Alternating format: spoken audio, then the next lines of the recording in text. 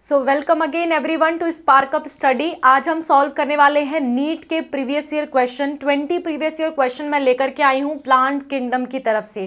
Plant kingdom के 20 previous year questions हम solve करने वाले हैं जो पिछले साल आए हुए हैं। प्रीवियस ईयर क्वेश्चन सॉल्व करना आपके लिए काफ़ी ज़रूरी है। अगर आप किसी भी एग्जाम की प्रिपरेशन कर रहे हो उसका प्रीवियस ईयर क्वेश्चन आपको ज़रूर सॉल्व करना चाहिए। तो मैं आपके लिए 20 प्रीवियस ईयर क्वेश्चंस लेकर आई हूँ, पर उससे पहले एक छोटी सी बात कहना चाहूँगी। रात के 3 बज रहे हैं और मुझे लगा कि मुझे अब सो जाना चाहिए, मैं थक गई हूँ।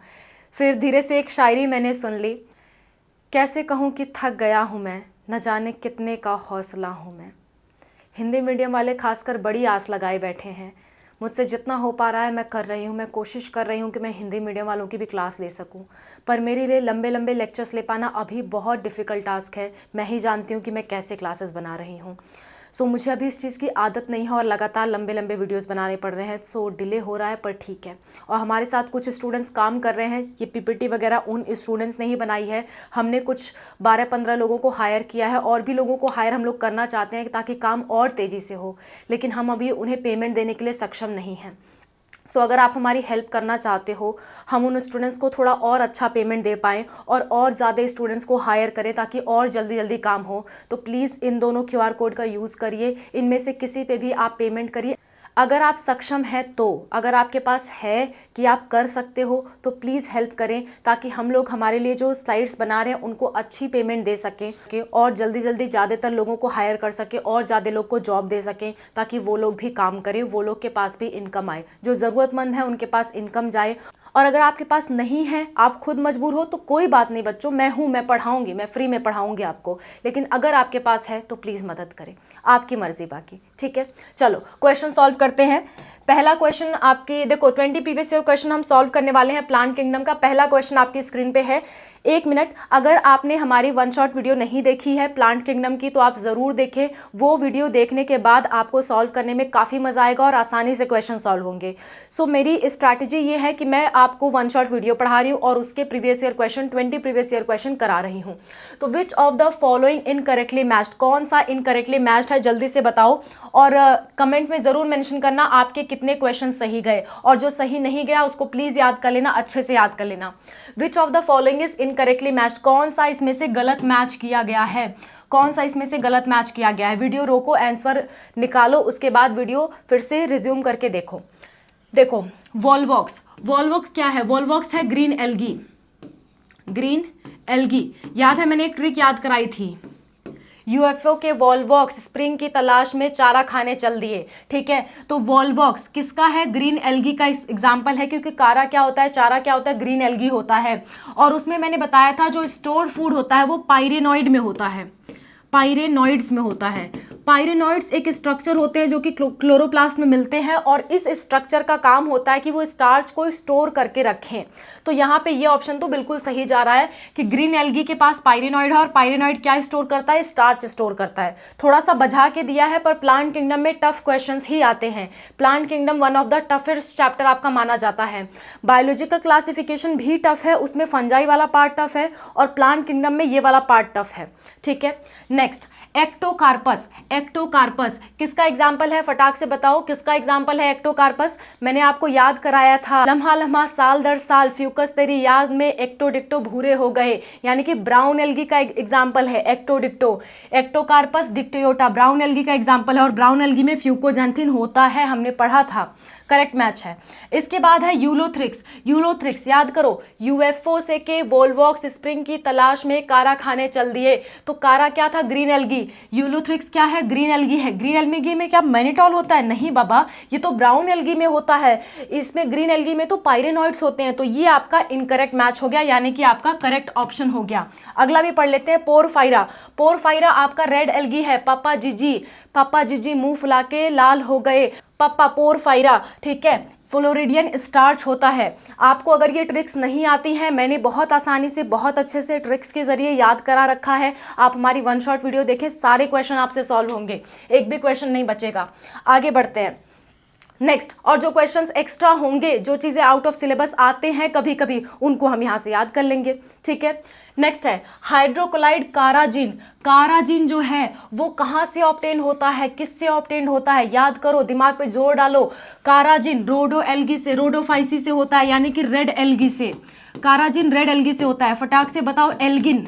एल्गिन भी हाइड्रोक्लोराइड जो है वो प्रोड्यूस करता है। एल्गिन कौन सा एल्गी है, एल्गिन कौन से एल्गी से मिलता है, फटाक से बताओ। 1 मिनट का पॉज लो, जल्दी से बताओ। ये मिलता है आपका ब्राउन एल्गी से, ब्राउन एल्गी, ठीक है। और काराजिन मिलता है रेड एल्गी से। दोनों ही आपके हाइड्रोक्लोराइड्स होते हैं, दोनों ही आपके वाटर को होल्ड करके रखते हैं, ठीक है। चलो नेक्स्ट अगला question, which of the following alga produce carrageenan. वही क्वेश्चन है, घूम फिरा के उल्टा करके दिया है। कार्जिन कौन प्रोड्यूस करता है, रेड एल्गी, ठीक है। ये क्या है, ये हाइड्रोक्लोराइड है, वाटर को पकड़ के रखता है, वाटर होल्डिंग सब्सटेंस होता है ये, ठीक है। नेक्स्ट 4th क्वेश्चन, फटाफट क्वेश्चन सॉल्व करेंगे। Which of the following algae contains mannitol as a reserve food material. जल्दी से बताओ, मैनिटॉल कौन से टाइप की एल्गी रखती है। 3 टाइप की एल्गी होती हैं, क्लोरोफाइसी, फियोफाइसी, रोडोफाइसी। किसके पास होता है मैनिटॉल, ध्यान से बताओ। मैनिटॉल होता है आपके ब्राउन एल्गी के पास होता है। मैनिटॉल एंड लैमिनारिन ये होता है आपके ब्राउन एल्गी के पास। तो ब्राउन एल्गी का एग्जाम्पल क्या है, ब्राउन एल्गी का एग्जाम्पल होता है लम्हा लम्हा, साल दर साल, फ्यूकस तेरी याद में एक्टोडिक्टो भूरे हो गए। फ्यूकस तेरी याद में एक्टोडिक्टो, देखो एक्टो आ गया, एक्टोडिक्टो भूरे हो गए, ब्राउन एल्गी का एग्जाम्पल है। क्लियर है, 4th क्वेश्चन था ये। 5th क्वेश्चन की तरफ बढ़ते हैं। विच of the following pairs is of unicellular alga. कौन से यूनिसेलुलर एल्गा है, ये एक्स्ट्रा क्वेश्चन है, ये एक्चुअली क्वेश्चन है बायोलॉजिकल क्लासिफिकेशन का, लेकिन इसमें भी आता है। कैसे, समझो जरा। यूनिसेलुलर एल्गा, जो भी यूनिसेलुलर यूकैरियोट्स होते हैं उसको हम प्रोटिस्टा किंगडम में रखते हैं। लेकिन पहले क्या होता था, पहले लोगों को इस बारे में मालूम नहीं था, पहले प्रोटिस्टा किंगडम के बारे में मालूम नहीं था। पहले के लोगों ने 2 ही किंगडम बनाए थे, प्लांट और एल्गी। वो तो R.H. विटेकर जब आए तब 5 किंगडम क्लासिफिकेशन आया, है ना। तो पहले कोपलैंड आए थे, कोपलैंड ने 4 किंगडम दिया था, फिर R.H. विटेकर ने 5 किंगडम दिया था। लेकिन उसके पहले के लोग सारे एल्गी को, चाहे वो जैसे भी हो, उनको प्लांट किंगडम में मानते थे। लेकिन बाद में जब प्रोटिस्टा किंगडम बना तो क्लोरेला और जो स्पाइरुलिना होता है, इन्हें हमने प्रोटिस्टा में रख दिया था। लेकिन क्योंकि क्वेश्चन ही ऐसा फ्रेम किया गया है कि यूनिसेलुलर एल्गा बताओ, तो यही आंसर चले जाएंगे। एक्स्ट्रा पॉइंट है, बायोलॉजिकल क्लासिफिकेशन का आपके ये क्वेश्चन है, लेकिन पहले का क्वेश्चन है, पहले के हिसाब से बनाया गया है, तो आंसर यही सही जाएगा। क्लोरेला और स्पाइरुलिना जो होते हैं वो आपके यूनिसेलुलर एल्गी होते हैं। अगर आपको एल्गी की जगह प्रोटिस्ट ऑप्शन में दिख रहा है तो प्रोटिस्ट ज़्यादा करेक्ट ऑप्शन माना जाएगा, लेकिन बाई चांस प्रोटिस्टा नहीं पूछा जा रहा है तो आप इसे एल्गी ही मान लेना। समझाती हूँ, थोड़ा सा 1 मिनट लेके यहाँ समझाती हूँ। देखो, जैसे मान लो अगर आपको कहा जाए अमीबा है तो प्रोटिस्टा, लेकिन जानवर की तरह है। आपको कई सारे ऑप्शन दिए गए, उसमें कहीं भी प्रोटिस्टा नहीं दिया गया, तो आप उसे एनिमल मान लेना, आप उसे जानवर मान लेना। ऐसे ही स्लाइम मोल्ड होता फंगस की तरह है, लेकिन आता किसमें है, प्रोटिस्टा में। सो अगर आपको ऑप्शन में कभी प्रोटिस्टा ना मिले तो आप उसे फंगस मान लेना। ऐसे ही जो क्लोरेला और स्पाइरुलिना होते हैं वो आते तो प्रोटिस्टा में हैं, लेकिन अगर कभी आपको ऑप्शन में प्रोटिस्टा ना नजर आए तो आप उसे प्लांट किंगडम में मान लेना। मैंने आपको प्रोटिस्टा जब पढ़ाया था तो मैंने आपको बताया था कि प्रोटिस्टा में वो सारे लोग रख दिए गए हैं जो यूनिसेलुलर हैं, भले उनका कैरेक्टर कुछ भी हो, भले वो प्लांट की तरह दिखते हो, एनिमल की तरह या फंगस की तरह, सब लोगों को प्रोटिस्टा में रख दिया गया है, सिर्फ ये देख के कि कौन यूनिसेलुलर यूकैरियोट है। तो ऐसा ही इनके साथ भी किया गया है, ये यूनिसेलुलर यूकैरियोट है इसलिए इनको प्रोटिस्टा में रखा गया। पर क्योंकि क्वेश्चन ऐसा बनाया गया है कि वो एल्गी में पूछ रहे हैं तो हम इसी को करेक्ट मान लेंगे, क्योंकि बाकी सारे तो मल्टीसेलुलर हैं। क्लियर है, आगे बढ़ते हैं।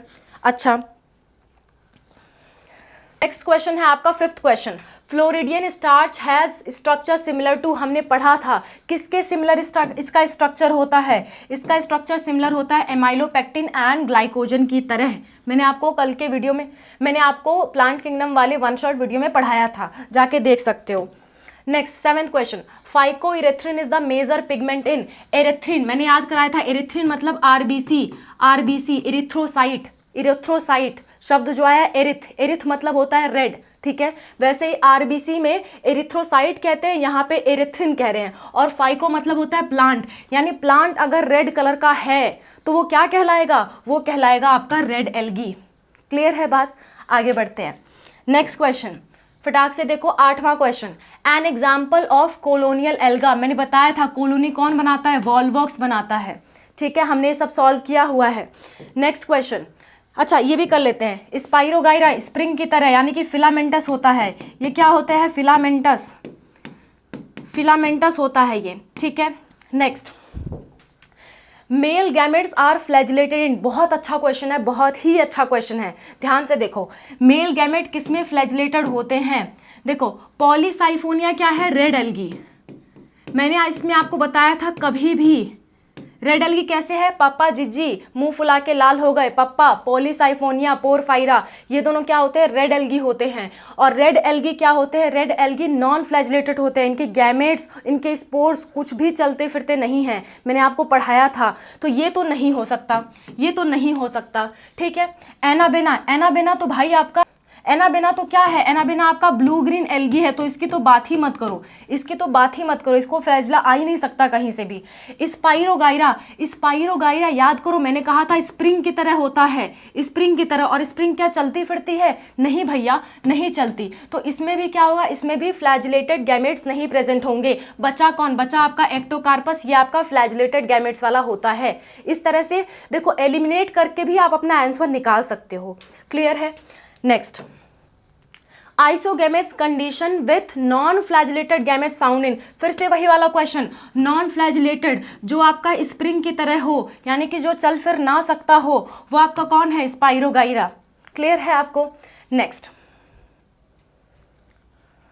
अब आप कहोगे मैम बाकी कंडीशन कैसे गलत हैं? फंजाई की तो हम यहाँ बात ही नहीं कर रहे हैं, फंजाई तो हमने बायोलॉजिकल क्लासिफिकेशन में पढ़ा था। ऊपर से इसमें आइसोगैमस ही हो ऐसा कोई ज़रूरी नहीं है। फंजाई में आइसोगैमस में फ्लैजिले प्रेजेंट होते हैं, यहाँ पे आंसर नहीं होगा fungi.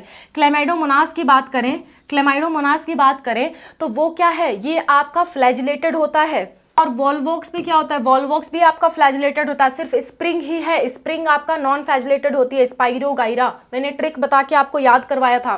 Next, select the wrong statement, गलत स्टेटमेंट पहचानो। क्लेमाइडोमोनास एग्जिबिट आइसोगैमी, बिल्कुल सही बात है, मैंने बताया था हर कोई आइसोगैमस हो सकता है। ठीक है, एंड एन आइसोगैमी दोनों इसमें होता है, बिल्कुल सही बात है। ये पॉइंट आप याद रख सकते हो कि क्लेमाइडोमोनास में दोनों तरह का पाया जाता है, आइसोगैमी भी एन आइसोगैमी भी।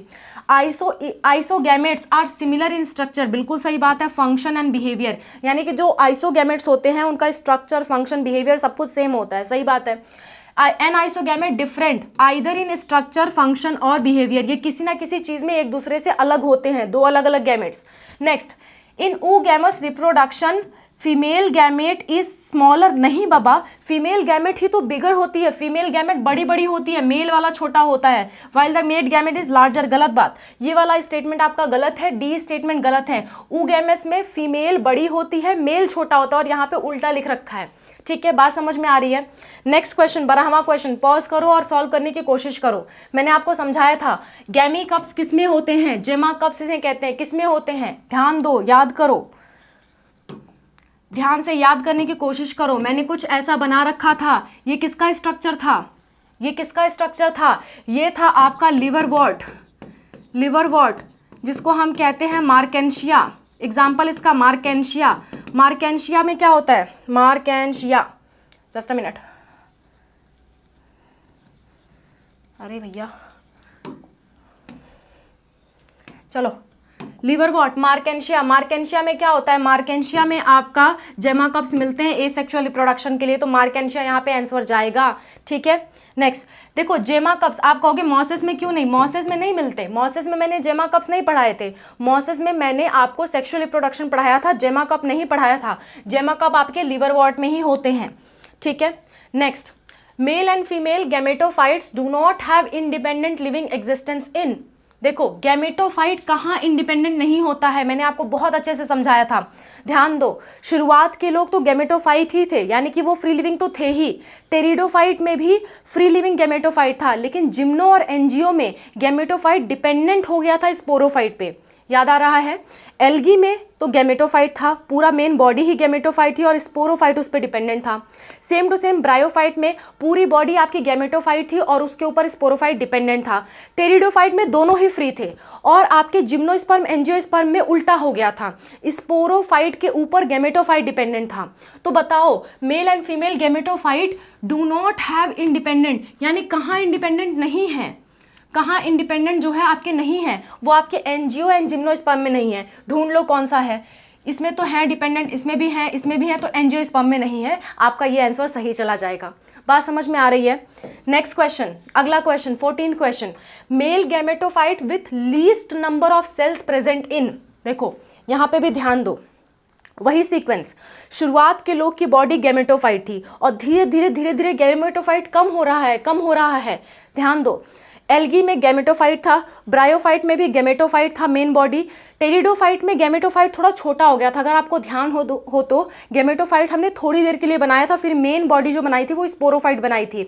जिम्नोस्पर्म में गैमेटोफाइट और छोटा होता है, एंजियोस्पर्म में गैमेटोफाइट और छोटा हो जाता है। तो जैसे जैसे आगे बढ़ रहे हैं हम, वैसे वैसे गैमेटोफाइट छोटा होता जा रहा है। यानी सबसे छोटा गैमेटोफाइट किस में होगा? एंजियोस्पर्म में। तो देखते हैं, क्या पाइनस एंजियोस्पर्म है? नहीं भैया, जस्ट अ मिनट। क्या पाइनस आपका एंजियोस्पर्म है? नहीं भैया, ये तो क्या है, ये आपका जिम्नोस्पर्म है, जिम्नोस्पर्म है। फ्यूनोरिया क्या है? फ्यूनोरिया आपका मॉस है, इसमें तो बहुत बड़ा गैमेटोफाइट होता है, ये मॉस है एक तरह का। अरे इरेजर काम नहीं करता, चलो ये क्या है? ये एक तरह का मॉस है, ठीक है। नेक्स्ट टेरिस मैंने आपका क्या कहा था? ये टेरिडोफाइटा है, टेरिडोफाइटा। लिलियम की हमने बात नहीं की थी। लिलियम कुछ लिली जैसा दिखाई दे रहा है। लिली क्या होती है? एक तरह की फूल होती है और फूल क्या है आपका? एंजियोस्पर्म है। तो सबसे छोटा गैमेटोफाइट जो होगा वो एंजियोस्पर्म में होगा, जो कि है आपका lilium. Next question 15th question. कोई ऐसा क्वेश्चन नहीं है जो आपको आता नहीं है, थोड़ा सा दिमाग पे जोर लगाओ। यहाँ से घुमा फिरा के क्वेश्चंस आपके आते हैं, टफ क्वेश्चंस आते हैं, इसलिए थोड़ा दिमाग पे जोर लगाओ। एलिमिनेट करना सीखो ऑप्शंस को, जो आपको पता है उसको काट दो, जो मतलब नहीं पता है वो आंसर निकल के आ जाएगा आपका। लिलियम आपने नाम नहीं सुना था, लेकिन बाकी नाम आपने सुना था, ठीक है। तो इस तरह से आप कर सकते हो। स्ट्रोबिलाई या कोन्स आर फाउंड इन, किस में मिलता है भाई? स्ट्रोबिलाई और कोन्स किस में मिलता है? टेरेस में मिलता है? नहीं भैया। सेल्विनिया में मिलता है? नहीं भैया। मार्केंशिया में तो होता ही नहीं है, नाम ही मतलब लिवरवॉर्ट है ये तो खैर टेरिडोफाइट है। और टेरिडोफाइट के कुछ टेरिडोफाइट में स्ट्रोबिलस और कोन होता है। कौन कौन सी में? एक तो होते हैं आपके इक्विसेटम, दूसरा होता है सेलेजिनिला। इक्विसेटम का एक और नाम होता था, याद करके ज़रा मुझे बताना। इक्विसेटम का एक और नाम होता था घोड़े की पूंछ, हॉर्स टेल, ठीक है। चलो आगे बढ़ते हैं। नेक्स्ट क्वेश्चन यानी कि 15th क्वेश्चन, 15वां question. Besides paddy field cyanobacteria are also found in vegetative parts of. देखो साइनोबैक्टीरिया, ब्लू ग्रीन एल्गी किसके साथ सिम्बायोटिक एसोसिएशन दिखा रहा था? जल्दी से बताओ, ब्लू ग्रीन एल्गी किसके साथ सिम्बायोटिक एसोसिएशन में था? क्या इक्विसेटम के साथ? नहीं बाबा। पाइनस के साथ भी नहीं था, आपका स्पाइरोगायरा के साथ भी नहीं था, साइकस के साथ था, मैंने आपको पढ़ाया था। उस तरह के रूट्स को हम कहते थे कोरोलॉइड रूट्स, कोरेलॉइड। इस तरह के रूट्स को हम कहते थे कोरेलॉइड रूट्स। जिन रूट्स साइकस के जड़ों में अगर ब्लू ग्रीन एल्गी लग गया है तो ऐसे रूट्स को हम कहते थे कोरेलॉइड रूट्स, ठीक है। नेक्स्ट क्वेश्चन, 17वां question. Double fertilisation is exhibited by, हम चैप्टर नंबर 2 क्लास 12th में पढ़ने वाले हैं इस चीज को। डबल फर्टिलाइजेशन आपके एंजियोस्पर्म में होता है, ये आपका प्लांट किंगडम और जो क्लास 12th का first chapter sexual reproduction in flowering plants, उसमें आपका प्रेजेंट है, उसमें आपका ये आंसर सॉल्व होता है। तो ये दोनों चीज से रिलेटेड था, तो यहाँ पे मैंने डाल दिया। ये हम पढ़ेंगे, ठीक है, जल्द ही पढ़ेंगे जब मैं 12th की क्लास स्टार्ट करूंगी। Next question, in bryophytes and pteridophyte transport of male gamete require. क्या चाहिए था भाई? क्या चाहिए था उन लोग को? जन्म कहाँ हुआ था? शुरुआत में पानी में हुआ था, तो पानी की इन्हें जरूरत पड़ती है, ठीक है। जबकि अगर आपसे जिम्नोस्पर्म और एंजियोस्पर्म में पूछे ना, तो जिम्नोस्पर्म में हवा की जरूरत पड़ती है, एंजियोस्पर्म में या तो हवा हो, या तो पानी हो, या तो कीड़ा हो, मतलब एनिमल्स हो, इतनी की जरूरत पड़ती है। इस बात को थोड़ा याद रखना। Next 19th question. Zygotic meiosis is characteristic of. Zygotic meiosis किसमें होता था? ध्यान दो, जाइगोटिक मियोसिस किसमें होता था? ये आपका होता है क्लैमाइडोमोनास क्लेमाइडोमोनास, यूलोथ्रिक्स, स्पाइरोगाइरा और ज़्यादातर एल्गी में होता है। ये पार्ट आपका थोड़ा पुरानी एनसीईआरटी से है, पुरानी एनसीईआरटी में दिया हुआ था, ये न्यू एनसीईआरटी से थोड़ा हटा दिया गया है, पर आप चाहो तो याद कर सकते हो। क्लेमाइडोमोनास इसका आंसर जाएगा। मैंने इसको इसलिए नहीं पढ़ाया क्योंकि न्यू एनसीईआरटी में ये नहीं दिया हुआ है। बढ़ते हैं लास्ट क्वेश्चन की तरफ, 20th क्वेश्चन की तरफ। Conifers are adapted to tolerate extreme environment condition because of. ये अक्सर हम इकोलॉजी में पढ़ते हैं पर फिर भी यहाँ पढ़ लेते हैं, और मॉर्फोलॉजी में भी पढ़ते हैं, जो कि आपका आने वाला चैप्टर है, 5th चैप्टर है, उसमें भी हम पढ़ते हैं, पर फिर भी यहाँ पे क्वेश्चन है तो हम इसे सॉल्व कर लेते हैं। कोनिफर्स मतलब होता है जिम्नोस्पर्म। कोनिफर्स मतलब होता है जिम्नोस्पर्म। जिम्नोस्पर्म, जिम्नोस्पर्म्स क्या होते हैं? जिम्नोस्पर्म्स के पास आपके जो उनकी पत्तियां होती है ना, उसके ऊपर बहुत मोटी लेयर होती है वैक्स की, ताकि उनसे पानी जल्दी रिड्यूस ना हो, पानी जल्दी हवा में उड़ ना जाए। तो वो क्या है? वो है आपकी थिक क्यूटिकल। और प्रेजेंस ऑफ वेसल्स रहेंगे तब तो भाई उससे कोई मतलब ही नहीं है। ब्रॉड हार्डी लीव्स, अगर बड़े बड़े पत्ते होंगे तो उसमें स्टोमेटा ज़्यादा होंगे, पानी उड़ने के चांस ज़्यादा होगा, तो क्या उससे पानी बचा पाएंगे? नहीं बचा पाएंगे वो। सुपरफिशियल स्टोमेटा, अगर ऊपर की तरफ स्टोमेटा होंगे तो क्या पानी उड़ने से बचा पाएंगे? हम नहीं बचा पाएंगे। तो थिक क्यूटिकल ही पानी को उड़ने से बचाता है और उन्हें एक्सट्रीम इन्वायरमेंट, मतलब कि बहुत सूखे इन्वायरमेंट में भी सर्वाइव करने में हेल्प करता है। So that's all about the video. I hope आपको वीडियो समझ में आई होगी। अच्छा, ये कि स्टूडेंट ने बनाया है, उसने पता नहीं क्यों ये लगाया हुआ है, ही नोज़, ठीक है।